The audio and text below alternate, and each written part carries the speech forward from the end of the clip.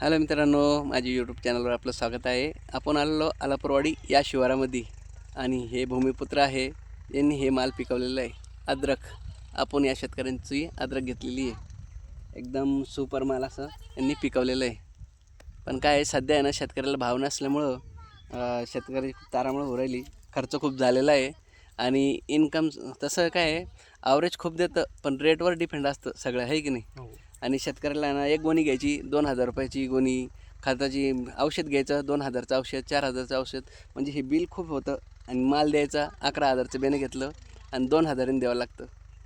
काय गणेशराव, किती लागवड केली होती तुम्ही? लागवड अर्धा एकर केली होती.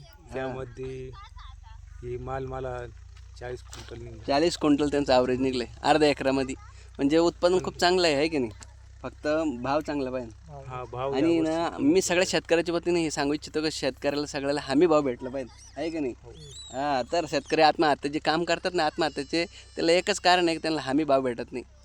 त्यासाठी ना शेतकऱ्याला जे नारा दिलेला आहे, जय जवान जय किसान, त्याचं कारण असं आहे की जसं जवान आपल्या बॉर्डरवर लढत असतं ना, तर शेतकरी प्रत्येक वेळेस लढत असतो, आहे की नाही. कधी लष्कर आळीसोबत लढाई, तर कधी बिलाईसोबत लढाई, तर कधी काँग्रेससोबत लढाई. त्यासाठी हे नारा दिलेलं आहे. मी सरकारला एकच म्हणतो की शेतकऱ्याला सगळ्याला हमी भाव दिला पाहिजे, आहे की नाही. जय हिंद, जय महाराष्ट्र.